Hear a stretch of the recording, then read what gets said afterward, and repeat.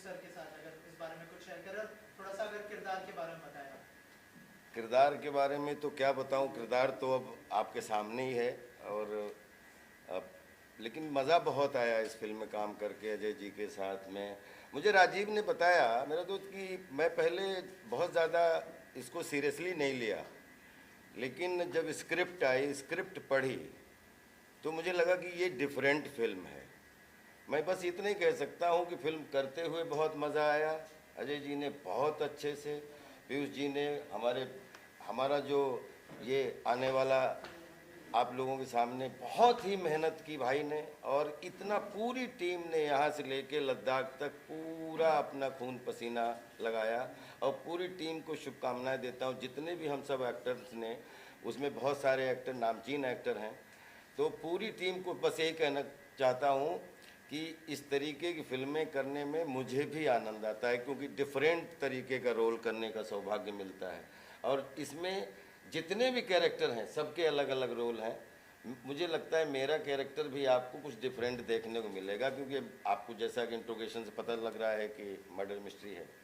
और बस इतना ही कह सकता हूँ। बाकी यहाँ डायरेक्टर बैठे हैं, प्रोड्यूसर बैठे हैं, हमारा लीड एक्टर बैठा है, सारे लोग बैठे हैं, एक्टर्स बैठे हैं, सब लोग जो है वो फिल्म देख के आपको 100% मज़ा आएगा, मुझे ये पूरी उम्मीद है। तो सर थोड़ा सा अपने रोल के बारे में रोल के बारे में मैंने जीवन में कभी नहीं बताया, क्योंकि रोल के बारे में बताएंगे पूरी कहानी ओपन हो जाएगी, कहानी के बारे में बताएंगे रोल ओपन हो जाएंगे। अब रोल आपके सामने, हम लोगों ने तो चाशनी बना के आपके सामने बढ़िया पेश करने की कोशिश की है। कल ही तो अपनी कुछ ही घंटों में जो है वो आने वाली है। और आप लोग रोल देखें, आप सब टीचर हैं। हमेशा मैं तो, चाहे मीडिया हो चाहे हमारा ऑडियंस हो, मैं हमेशा एग्ज़ाम दे के उनके सामने छोड़ दे, जो नंबर मिले वो स्वीकार है। एक सवाल ये है कि कॉमेडी रोल्स भी काफ़ी आपने किए हैं, हाल फिलहाल में एक मकतूब और आपकी ये इनोवेशन जैसे फिल्में आई जो बहुत सीरियस रोल जहाँ पे आप प्ले करें, तो कॉमेडी में ज़्यादा इजी आसान रहता है आपके लिए, या इस तरह का सीरियस रोल आपको ज़्यादा? देखिए, पिछले 20 साल में ज़्यादातर जो भी सिनेमा बना है वो कॉमिक इंटरल्यूड के साथ बना है। चाहे कितनी भी बड़ी फिल्म हो चाहे कितनी छोटी, सब फिल्में जो हैं वो कॉमिक ज़्यादा बनी हैं पिछले 25 साल में। तो मैं सौभाग्यशाली हूँ कि कॉमेडी फिल्मों का भी हिस्सा होने का सौभाग्य मिला, और उसमें किंग ऑफ कॉमेडी होने का भी सौभाग्य मिला। लेकिन मैंने जब अपनी फिल्मी करियर की शुरुआत की, मेरी जंगल से शुरुआत हुई, फिर मेरे प्यार तूने क्या किया मैं कॉमेडी के लिए रामू जी ने अप्लाई किया, फिर उसके बाद रामू जी ने मुझे मैं माधुरी दीक्षित बनना चाहती हूँ। आफ्टर महमूद भाईजान, 4 फिल्में सपोर्टिंग, 2 फिल्में लीड, 4 फिल्में सपोर्टिंग, 2 फिल्में लीड। तो लगभग क्योंकि कॉमेडी फिल्में खूब लोगों को मज़ा आता है, लेकिन मैं सौभाग्यशाली हूँ कि मैंने लगभग 15 से 20 फिल्में लीड सीरियस फिल्में की हैं, जिसमें अंडर ट्रायल ले लो, मैं माधुरी दीक्षित बनना चाहती ले लो, मैं मेरी पत्नी और वो ले लो, अभी काम चालू है, रिलीज़ हुई, उससे पहले अर्ध रिलीज़ हुई, अब हम तुम मकतूब रिलीज़ होने के लिए है, रामा रामा क्या, ऐसी बहुत, भोपाल प्रेयर फॉर रेन करने का सौभाग्य मिला। और आप मुझे किसी भी नाम से पुकारें, मैं 3 डायमेंशनल एक्टिंग करने के लिए बना था, क्योंकि मैं चार्ली चैपलिन साहब का फॉलोअर रहा हूँ। एक ही आदमी मैंने चुना जिसने 7 एवरेस्ट को क्रॉस कर दिया, एवरेस्ट को 7 टाइम्स जो है पहुँचा अपनी क्रिएटिविटी के माध्यम से। तो मैं जब अपने आप को देखता हूँ तो मुझे लगता है कोई आदमी एक्टर कॉमेडियन नहीं होता, कोई सीरियस नहीं होता, कोई भी विलन नहीं होता। वो स्क्रिप्ट और डायरेक्टर का इंटरप्रिटेशन डिसाइड करता है कि आपको कौन सी भूमिका करनी है, क्योंकि जितनी भी जो फिल्म का इंटरप्रिटेशन या फिल्म जो डिज़ाइन होती है वो डायरेक्टर का ही इंटरप्रिटेशन होता है और राइटर की परिकल्पना होती है, हम तो उसके ऑब्जेक्ट होते हैं बस। सर, ओटीटी के इस दौर को कितना एंजॉय कर रहे हैं? वैसे आप एज एन एक्टर आपको इस चीज़ का मतलब बहुत एंजॉय कर रहा हूँ, क्योंकि बहुत अच्छा लग रहा है कि अभी जैसे 10-12 प्रोजेक्ट हैं, उसमें 2-4 जो आपकी 100 करोड़ क्लब के ऊपर वाली फिल्में, उसमें किसी में टॉप 5 एक्टर्स में हूँ, किसी टॉप 4 एक्टर्स में हूँ, कुछ 2-3 वेब फिल्में हैं जिसमें लीड में हूँ, 2-3 वेब सीरीज़ हैं उनमें लीड में हूँ।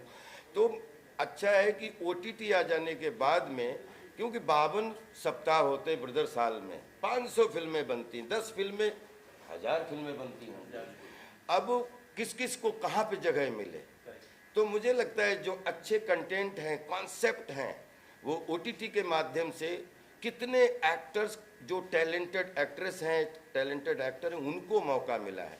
मैं सौभाग्यशाली हूं कि 70 mm का हिस्सा हूं। पहले टेलीविज़न से शुरुआत की थी, फिर विलन से शुरुआत हुई, फिर मुख्य भूमिका भी मिली, कॉमिक भूमिकाएं भी मिली। और जो मैंने 2000 थैंक्स टू राम गोपाल वर्मा जी, ये भी वर्मा जी हैं तो थैंक्स टू राम गोपाल वर्मा जी, जिन्होंने मुझे कम से कम 5-6 पायदान ऐसे ट्राई किए मेरे ऊपर, जिसमें विलन से लेके मुख्य भूमिकाओं तक। तो वो परंपरा मैं कोशिश कर रहा हूँ कि आगे भी बढ़ा कर रखूँ, कि कभी लीड, कभी सपोर्टिंग, और कभी वेब सीरीज़। कभी ये OTT ने हज़ारों लड़की लड़कियों को, टैलेंटेड डायरेक्टर्स को मौका दिया है अच्छा कॉन्सेप्ट लाने के लिए। God bless them all. आपने तमाम फिल्मों में काम किया है, बहुत सारे जॉनर्स में, कॉमेडी में भी, हॉरर में भी सबमिट किया, पर जो पहचान मिली वो कॉमेडी। अभी किसी को अगर बताना हो कि राजपाल यादव किस जॉनर की फिल्मों में काम करते हैं, तो सिर्फ एक ही जॉनर लोग बता पाएंगे, दैट इज कॉमेडी। यहाँ पे पूरे बॉलीवुड में कौन सा एक्टर है जो बताओ आप पिछले 20 साल से कॉमेडी जॉनर में ट्राई नहीं कर रहा है? पिछले 20 साल से चाहे लीड हो चाहे सपोर्टिंग हो, everybody is trying to do comedy. और उसमें अगर 500 लोग कॉमेडी ट्राई कर रहे हैं और राजपाल यादव को पहचान उसमें भी मिल रही है, पहचान जंगल में भी मिल रही है। मैं माधुरी दीक्षित बनना चाहती हूँ, टॉप 7 एक्टर्स में बेस्ट एक्टर का नॉमिनेशन पाए एक छोटी सी फिल्म, तो इससे बढ़िया और क्या हो सकता है मेरे लिए। एक हाफ सेंचुरी में लगभग 500 चरित्र, 11-12 साल से लगातार एक्टिंग कर रहा हूँ, कभी थिएटर में, कभी नुक्कड़ में, कभी टेलीविज़न पे, कभी फिल्मों में, और एक्टिंग ही करता चला आ रहा हूँ। जॉनर आप डिसाइड करो, हम तो अभिनय करने के लिए बने हैं। क्या क्राइटेरिया होता है जब आप किसी भी किरदार को चुनते हैं? अगर मैं student, every day is beginning day, every day is learning day. मुझे लगता है 97 में जब मैं मुंबई आया था, I was a Noon struggler. In 2025 I am well Noon beginner, nothing. अच्छा, फिल्मों में ज्यादातर होता है, अगर कॉमेडी की फिल्में की बात करें तो आपको इम्प्रोवाइजेशन का चांस ज्यादा मिलता है, ऐसा मैंने सुना है। ऐसा नहीं है, ये डायरेक्टर बैठा एक शब्द की भी इम्प्रोवाइजेशन नहीं दिया इसमें, और अगर हम लोगों ने किया तो काट दिया। तो हम लोग कभी इम्प्रोवाइज नहीं करते, हमारी बाउंड्रीज होती हैं। जो अच्छा एक्टर होगा वो डिसिप्लिन्ड ही होगा, वो डायरेक्टर के इंटरप्रिटेशन से बाहर जा ही नहीं सकता। हाँ, ये होता है कि डायरेक्टर है, आपने 2-3 तरीके से अपना रोल करके दिखाया, उसको जो समझ में आया उसने कहा यही मुझे चाहिए, वो तो होता है, उसी का नाम तो प्रैक्टिस है। कि बोलते हैं हम लोग किसी भी लेवल पे डायरेक्टर की बाउंड्री से बाहर नहीं जाते, नहीं तो इनडिसिप्लिन डायरेक्टर एक्टर हो जाता है। हम जो भी करते हैं वो डायरेक्टर की इंटरप्रिटेशन की बाउंड्री में, उसके मकान में ही रह के काम करते हैं। But still being a senior artist, इतने I am not senior, I am just beginner. क्या बात है सर। आपका इनपुट मायने तो रखेगा ही हमेशा, एक सीनियरिटी का एक नहीं, कोई सीनियर जूनियर नहीं होता, सिनेमा में स्पेशली। जैसे आप अगर कोई बिजनेस करते हो, 20 साल से बिजनेस कर रहे हो, तो 100%, माननीय बच्चन साहब से एक दिन बात हो रही थी, उनसे ज़्यादा सीखने को किसको मिल सकता है, जो अभी भी कहते हैं कि मैं रोज़ सीखता हूँ। एक्टिंग में आप 90 साल के भी हो जाए साहब, आप स्टूडेंट हैं, क्योंकि हर रोल नया, हर फिल्म नई, हर डायरेक्टर नया, और हर डायरेक्टर का इंटरप्रिटेशन अपना अपना। तो हम लोग जस्ट कोशिश करते हैं कि जो भी हमें काम मिले, चाहे छोटा काम मिले चाहे बड़ा काम मिले, उसमें मेरी ईमानदारी प्रॉपर दिखनी चाहिए। डॉक्टर सर, आपने अब तक की जर्नी में सारे तो कैरेक्टर कर लिए, कोई बचा नहीं है? नहीं, बहुत बच्चे हैं। अरे ऐसे बच्चे हैं। अभी तो ऐसा लगता है कि अब तो ग्राउंड बनी है। पांडव भी 45 साल के बाद ही मतलब रण क्षेत्र में उतरे थे। मुझे लगता है अभी तो मेरा जन्म हुआ है बॉस। बस इतना कहना चाहता हूँ कि फिल्में जो हैं वो रियलिटी नहीं है, फिल्में रियल नहीं है। Real is illusion of reality. तो जिसमें जिसको मनोरंजन मिल जाए तो वो मनोरंजन ले ले, जिसको मीनिंग मिल जाए वो मीनिंग ले ले, लेकिन फिल्मों को दिल पे आप अपने ब्लड सर्कुलेशन बढ़ाने के लिए आप उनको देखें और मन को खूब खुश करें। बाकी फिल्म जो है वो रियल नहीं होती, लेकिन रील इतनी अच्छी बने कि रियल जैसी लगे, बस यही कोशिश होती है। तो मतलब सौभाग्य मिला, तो अगर राजपाल सर ने हमारी फिल्म के लिए हाँ बोला, वही बहुत बड़ी बात है। इनको हम देखते हुए बड़े हुए, मतलब ये तो एक ऐसी बात है कि जिसके कहते हैं ना शब्द ही नहीं है हमारे पास। ऐसा लेजेंड, ऐसी एनर्जी आप बताइए कहीं और मिल सकती है? तो मतलब हम तो ये भाई कह रहा है कि हमें देखते बड़े हुए हैं, एक्चुअली इन्हें देखते हम खड़े हुए हैं। सर आप क्या कहना चाहेंगे? तो सबसे पहली बात तो मैं इतना अपने आप को लकी मानता हूँ कि सर को और मुझे एक ही पर्दे पे एक ही पिक्चर में देख के मेरा सपना पूरा हो गया सर। मेरा भी। और इतना मज़ा आया सर के साथ काम करके। एक भी दिन सर ने मुझे ऐसा महसूस नहीं कराया कि मैं नया एक्टर हूँ या फिर ये पहली बार मैं कैमरा के सामने काम कर रहा हूँ। सर ने इतना कंफर्टेबल फील कराया मुझे, और उसी वजह से मैं सर के साथ खेल पाया। जैसे सर ने बोला हम अभिनय करना जानते हैं और ज़िंदगी भर मरते दम तक हम सिर्फ एक्टर हैं, एक्टिंग ही करेंगे हर जॉनरा में। सर के साथ हमने एक्टिंग करी, और यही एक्सपीरियंस मैं चाहूँगा कि मैं अपनी लाइफ में सदाबहार याद रखूँ कि मेरी पहली फिल्म जो थी वो राजपाल सर के साथ थी। मैं इस दोनों के बारे में एक चीज़ कहना चाहता हूँ कि सच में जेन्युइन इतनी लड़के ने मेहनत की। मैं इनके सामने नहीं बोल रहा हूँ, लेकिन ये सुबह से सेट पे जाते थे और कभी भी एक लाइन नहीं भूला, और लास्ट पूरे शाम तक ये आदमी अपने कंसंट्रेशन में रहा। God bless him. अब मैं चाहता हूँ इसके लिए ताली आप बजाएं प्लीज। आपका एक्सपीरियंस कैसा रहा राजपाल सर? मैं तो सर की बहुत बड़ी फैन हूँ। मतलब मैंने सारी अब तू भी फिल्में बचपन से देख रही है। बात तो सच है। और मैं सच बताऊँ तो मैंने जब अजय सर ने मुझे फ़ोन किया था इस फिल्म के लिए, मैंने पूछा नहीं था कि फिल्म में कौन एक्टर्स है, कास्ट कौन है। मैंने कहानी मुझे पसंद आ गई and I was like I want to do this film. मैं जिस दिन सेट पे पहुंची और मैंने राजपाल सर को देखा and I was like Rajpal sir है हमारी फिल्म में, एंड ही वाज लाइक हाँ।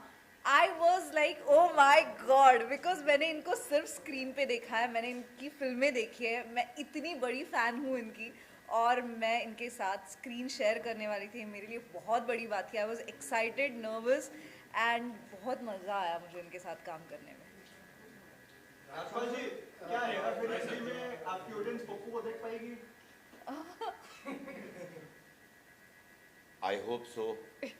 मैं भी दुआ कर रहा हूँ कि बने, और उसकी अपनी ऑडियंस है, और बिल्कुल सब चीज़ें जो चल रही हैं, बस मैं ये चाहता हूँ कि सब चीज़ें, कुछ कभी कभी मिसकम्युनिकेशन हो जाते हैं, तो मैं चाहता हूँ कि सब सॉर्ट आउट होके हेरा फेरी 3 बने और सब लोग जैसे काम करें तो वैसे एंजॉय करें। सर, एक हेरा फेरी के अंदर एक सबसे बड़े कैरेक्टर जो थे, बहुत अच्छे, आप समझ गए होंगे, उनको बाबू राव जी को निकाल दिया गया है और उनके ऊपर 25 करोड़ का केस भी लगाया है। वो सही है या गलत है? मुझे कोई नॉलेज नहीं है, क्योंकि मैं बाहर था और जेन्युइनली बाहर था, और जब तक हमारी सब पूरी टीम से बात नहीं हो जाती, क्योंकि हमारा ये 20 साल से एसोसिएशन है, जब तक हम सबसे बात ना हो जाए तब तक मैं कुछ भी कहने में असमर्थ हूँ, क्योंकि मुझसे ज़्यादा अच्छा प्रोड्यूसर, डायरेक्टर वो लोग सब लोग बोल सकते हैं।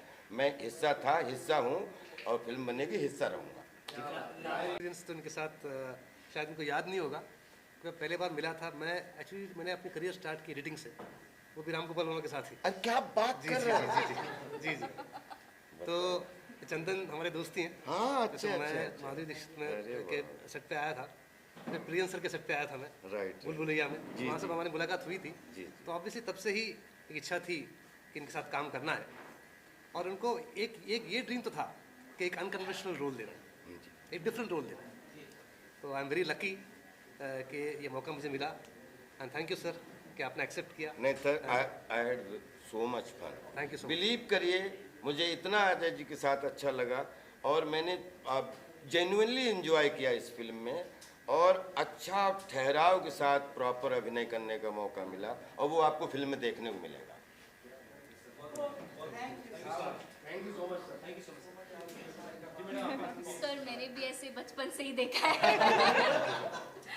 तो जब ऐसे इंडस्ट्री में आए तो हमने ऐसे सुना था कि आप ऐसे कितने भी लंबे सीन्स हो ऐसे एकदम परफॉर्म कर सकते हो बिना भूले, बट वो सेट पे रियलिटी में देख के सच में मतलब हमारे सीन्स एक्चुअली एक सीन हमारा 10 पेजेस का था और एक फ्लो में जो वो होता था एकदम डिसिप्लिन के साथ, that was really amazing, it was great working with you. Thank you, God bless you. हाँ सर, मैं कई पुलिस अफसरों से मिला दिल्ली में और उनसे वार्तालाप करी मैंने। काफ़ी लंबे समय तक चर्चा करके मैंने उन्हें पटाया और बोला कि सर मैं पुलिस वाला बनना चाहता हूँ। तो वो ज़ोर से हंसे। तो फिर वो ज़ोर से हंसे तो मेरा ना मनोबल थोड़ा टूटा। मैंने बोला नहीं सर, मैं एक्चुअल में पुलिस वाला बनना चाहता हूँ। पर वो कहते तुम्हारी उम्र निकल चुकी है, तुम 30 के लग रहे हो। मैंने बोला नहीं सर, मैं पुलिस वाला बनना चाहता हूँ एक फ़िल्म के लिए। तो वो कहते अच्छा, फ़िल्म के लिए पुलिस वाला बनने चाहते हो तो हम बिल्कुल आपकी सहायता करेंगे और आपको एक लाइव इंटेरोगेशन दिखाएंगे। तो मैं पहुंच गया और लाइव इंटेरोगेटर्स वहाँ पे जितने भी पुलिस अफसर थे वो सारे सिविल वर्दी पहने हुए पुलिस ऑफिसर्स थे। उनके बीच में बैठ के मैं बस चुपचाप एक स्टूडेंट की तरह उन्हें देखता रहा और उनके इमोशंस को, उनकी बात करने के तौर तरीके को, उनके लहजे को, उनके बॉडी लैंग्वेज को बारीकी से पढ़ता रहा। और जब तक पढ़ता रहा जब तक मुझे विशाल नहीं मिल गया। और एक समय ऐसा आया जब एक पुलिस अफसर जो और ये हाल ही में जब ये एक्चुअल इंटेरोगेशन इन्वेस्टिगेशन चल रही थी तो मेरे साइड में ही इनकाउंटर्ड क्रिमिनल लेटा हुआ था, आधी टांग टूटी हुई थी उसकी। और मैं उसकी तरफ देख रहा हूँ और मैं पुलिस वाले की तरफ देख रहा हूँ, फिर मैं उसकी तरफ देख रहा हूँ। फिर वहाँ से एक पुलिस वाला आया और आपने ट्रेलर में भी देखा होगा जैसे मैंने पैर रखा था उस पर, वो पुलिस वाले ने एक्चुअल में मेरे सामने कुर्सी के साइड में पैर रखा। और ये मैंने अजय सर को बताया। मैंने बोला सर देखिए मेरी पहली फिल्म है, मैं अगर कुछ चाहूँ, आपने इतना बड़ा मुझे रोल दिया है, सबसे पहली बात उसके लिए बहुत बहुत धन्यवाद। बट अगर मेरी एक छोटी सी भी रिक्वेस्ट होएगी तो मैं ये कहूँगा कि मेरे कैरेक्टर की जो कैरेक्टर का जो इंट्रोडक्शन होगा फिल्म में वो मेरा पैर रखते हुए होना चाहिए, जो कि मेरी इंस्पिरेशन उस एक्चुअल इंटेरोगेशन से ली गई थी। तो बहुत सबसे पहले तो वो जो इंस्पेक्टर थे उनके लिए सर अगर आप ये इंटरव्यू देख रहे हैं तो बहुत बहुत धन्यवाद। आपका आपकी लात मैंने कॉपी करके मैंने उस फिल्म में वो लात लगाई है और कई किरदारों को मेरे किरदार ने लातें मारी हैं। Thank you. आप क्या कहना चाहेंगे? मेरा बहुत ही एक इंटरेस्टिंग और एक मिस्टीरियस कैरेक्टर है जिसका नाम है तारा इस फिल्म में। और जैसे कि ये 4 सस्पेक्ट्स है तो she is one of the suspects in that film. ज़्यादा मैं रिवील नहीं करना चाहती अपने किरदार के बारे में क्योंकि जैसे ये सस्पेंस रिवील होता है वैसे उसके कैरेक्टर के बारे में भी रिवील होता है। वो दिखती एक है, कुछ है और ही, तो वो क्या है वो आप फिल्म देख के ही आपको समझ में आ जाएगा। But it was a very interesting character to play. और एक्चुअली मज़ेदार बात मेरे कैरेक्टर की ये है, इनफैक्ट मेरी कास्टिंग की ये है कि मैं 2 दिन पहले मेरा कास्टिंग हुआ था इस फिल्म में। एंड बहुत सी चीज़ें मैं धीरे धीरे समझ पाई हूँ, जैसे हमारा शूट आगे बढ़ने लगा वैसे। सो मेरे लिए भी एक सस्पेंस रिवील होने जैसा ये शूट था, जिसके बारे में अजय सर और इंटरेस्टिंगली बता पाएंगे कि क्या हुआ था exactly. But yeah quite a fun film to shoot.